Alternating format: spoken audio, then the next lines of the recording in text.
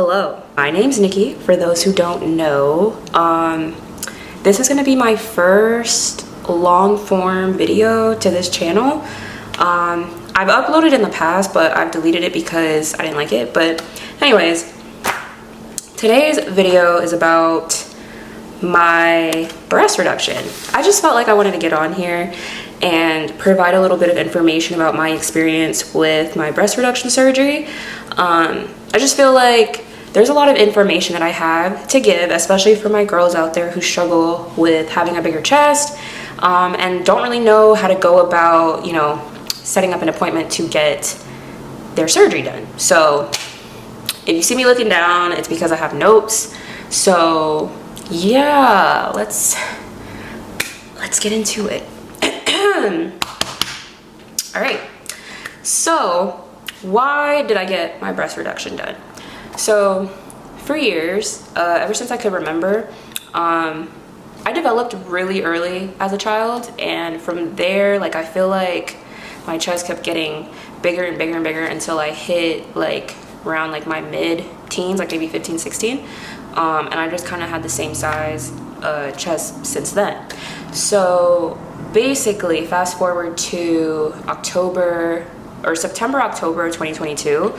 But even a little bit before that, I had started doing research on, you know, what people were saying about their breast reduction experience, and it intrigued me because I started seeing people say like, oh, like my insurance approved for it to be done and blah, blah, blah. So I was coming across a lot of videos, especially on TikTok, of people saying that they had, you know, they had the option to get their breast reduction surgery done and only pay a certain amount out of pocket because insurance would cover majority of it. So I was like, bet, let me kind of research different surgeons in my area, and I came across an amazing doctor, okay?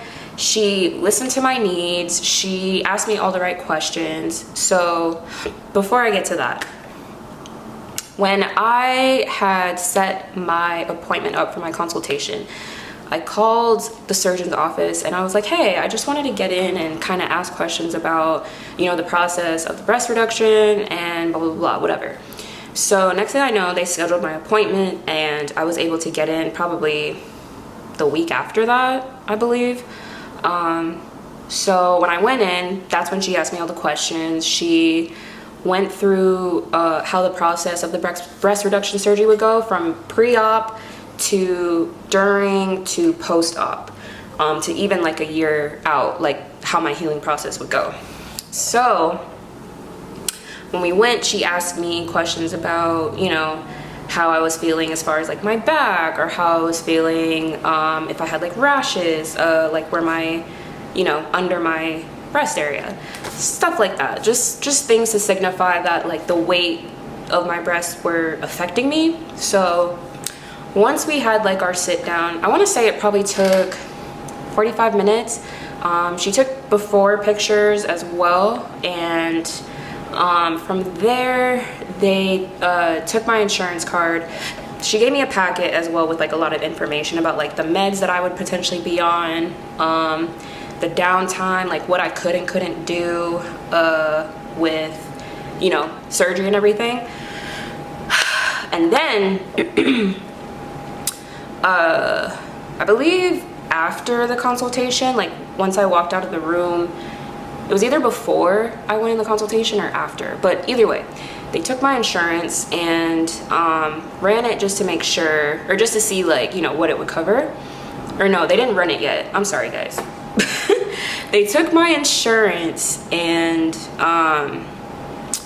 basically like one of the workers in the office sent an email to my insurance company explaining like my situation.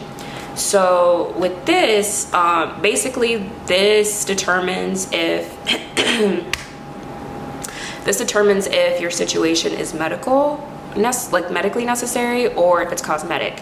So luckily in my case it was medical, and the reason why I say luckily is because when it's medically necessary, the insurance company will pay a portion of it, and you pay, I believe, 10%. So for a very expensive surgery, I didn't have to pay that much at all, which I'm so grateful for. So yeah, the consultation was like the best case scenario that I could have hoped for.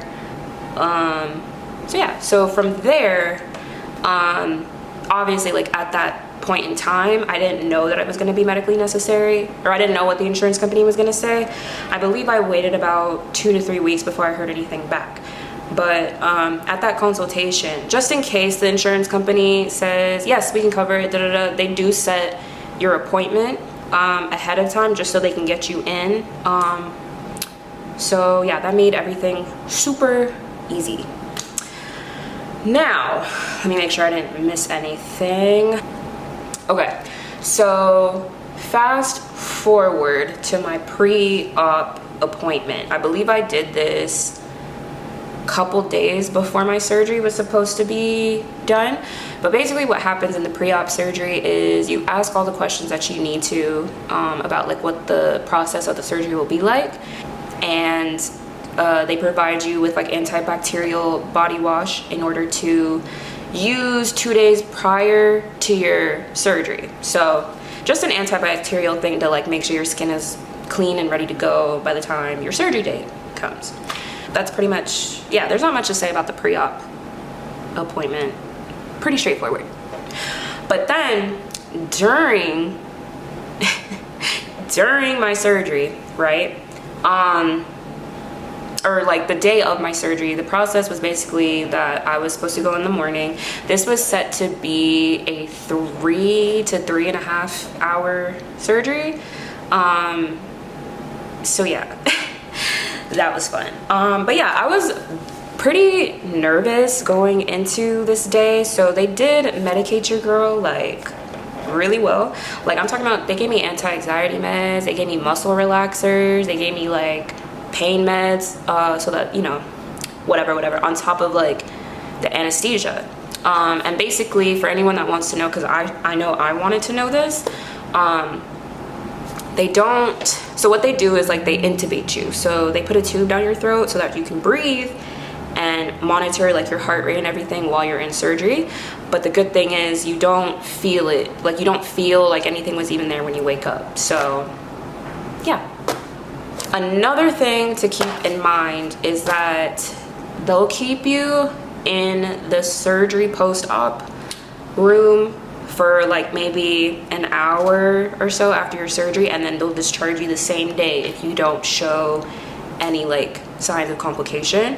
So one thing that I do want to make note of is that you want to make sure that you have a support system there to take you, you know, take you there and take you back once surgery is over, whether it's parents, boyfriend, girlfriend, whoever. You just want to make sure that you have a designated person even past the surgery day. So I was lucky enough to have like my support system with me like all throughout when I was healing, because I tell you that healing process is no joke. I'm talking about you can't lift anything more than 5 pounds like for each hand. You can't raise your hands.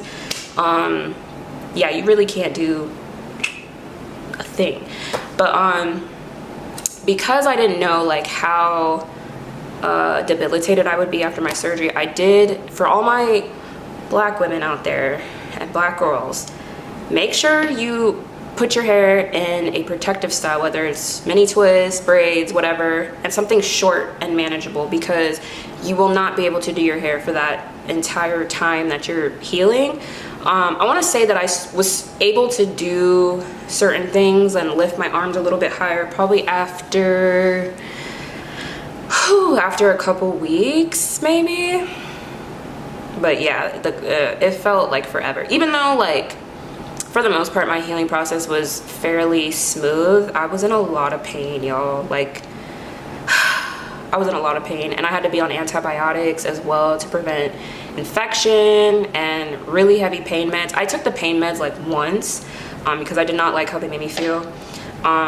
So yeah, one thing to note is when you're coming out of surgery, do not force yourself to eat. I didn't force myself to eat, but like after surgery and like the anesthesia and everything, waking up, I felt very nauseous. I didn't get sick, but you know, because of that, I didn't force myself to take in any food or anything like that. If anything, I took in clear liquids and that was fine for me.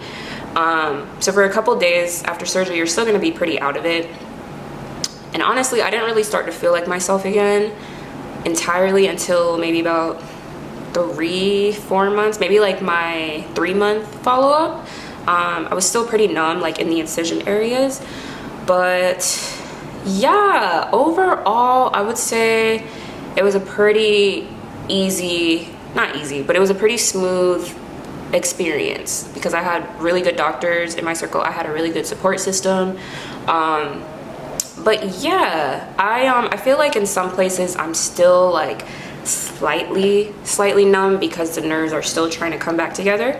But I don't have my year follow-up appointment until October of this year. So yeah, your girl is good and healing really nicely. But yeah, I just wanted to put this video out because, you know, for any women out there that might be considering getting breast surgery, especially like a breast reduction surgery, I just felt like I, you know, wanted to be like that source of information as far as like my experience and like what you can expect.